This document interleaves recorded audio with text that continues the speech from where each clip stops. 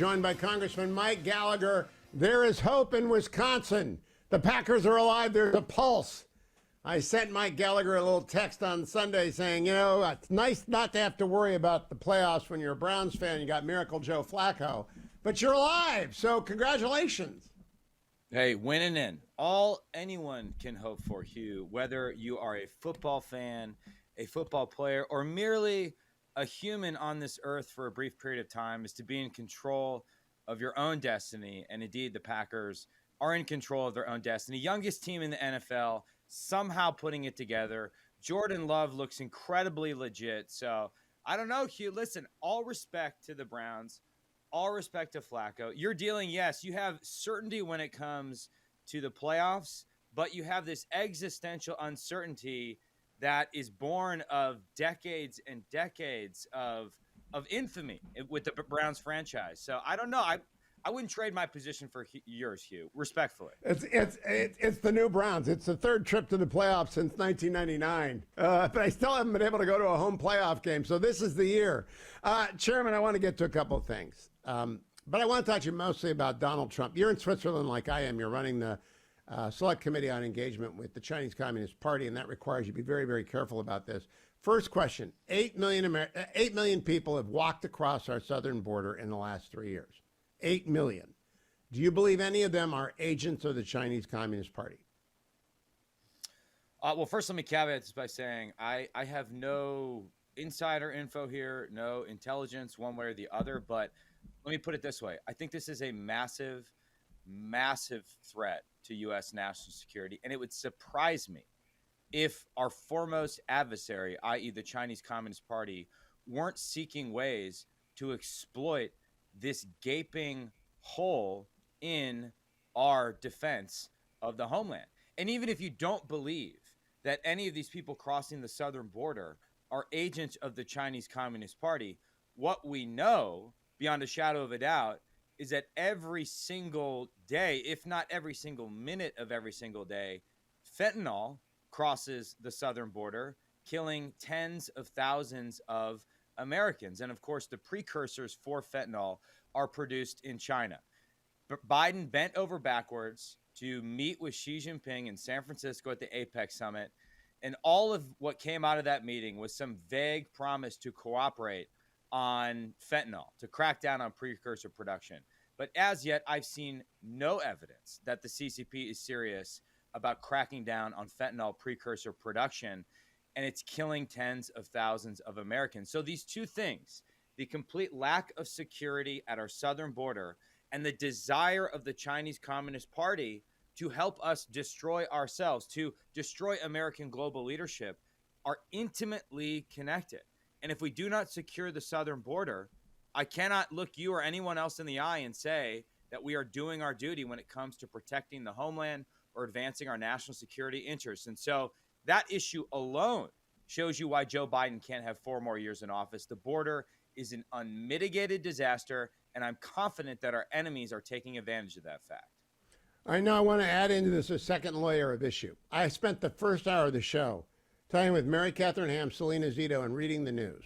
I have not been covering Claudine Gay at Harvard because I don't think 99% of the country cares about it. All right, I care about it. I'm a Harvard alum. Mike Gallagher is a graduate of Princeton and Georgetown University. He's also a United States Marine. And like me, he's from the upper Midwest. He's a Wisconsinite. We generally don't think of ourselves as elite. How big was your hometown? Are you actually from Green Bay, Mike? Born in Green Bay, Wisconsin. Yes. Green Bay. Okay, so you are not elite. You are not an elite. Wise, we are the most elite. Okay, no one has more championships than the Green Bay. But Packers. I'm going to guess. You got into Princeton. Am I right that you're not a legacy at Princeton? You got in because you had pretty good test scores. I did, yeah. My dad was very smart academically. He went to Notre Dame, as did my sister, and that was sort of the expectation. But I was the first in my family to go to an Ivy League school. All right, so Claudine Gay, I haven't covered it until this morning because John Podhoretz on commentary was talking about the elemental force behind Donald Trump. Now I'm asking you to objectively analyze what is powering the president. And my view is Peggy Noonan's unprotected people from 2016 are now mad as hell at elites in the United States.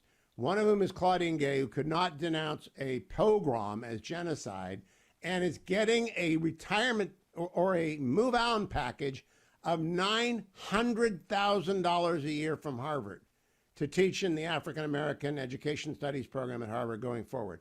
What do you think the average American in Green Bay thinks about this, Mike Gallagher?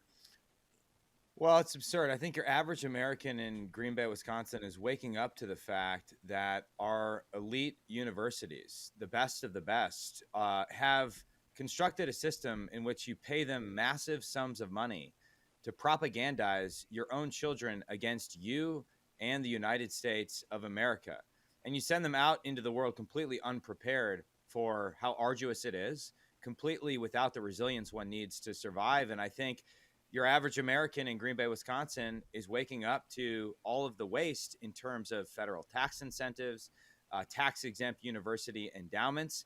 And finally, I would say your average American in Green Bay, Wisconsin thinks it's absurd that universities in America should be allowed to use those endowments, which aren't taxed, and invest that money into communist China, as well as accept massive gifts from communist China and not comply with Section 117 of the Higher Education Act, whereby they're supposed to disclose donations in excess of $250,000. But of course they don't. And the Trump administration discovers something like $6 billion in unreported donations. So yeah, I do think that Trump supporters are angry at elites. I think maybe more broadly, they just see a broken system and just analyze things we've seen sort of in the later stage of the Trump presidency and during the Biden presidency. What was the one thing that upended all of our lives over the last 4 years?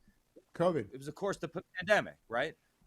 There's been no accountability for that. And both the origins of COVID in terms of the communist Chinese cover-up of COVID, as well as the manifest failure of our public health system at the local, state, and of course, federal Fauci level.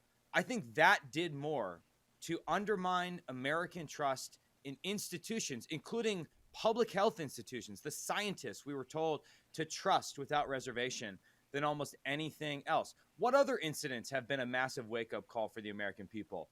Well, there was a Chinese spy balloon that lazily drifted over America, including our most sensitive nuclear facilities. And the most recent reporting from Reuters and others suggests that the Biden administration not only sought to downplay it, but actively lied about it so as not to jeopardize Secretary Blinken's trip to China. And he sent his underlings out to China on the anniversary of the Tiananmen Square massacre, and they downplayed the State Department's. And I would add, I want to make sure I get your comment on this.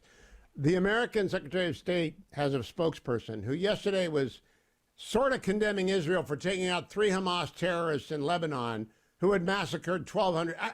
I think most Americans said, what? Why aren't we having a party?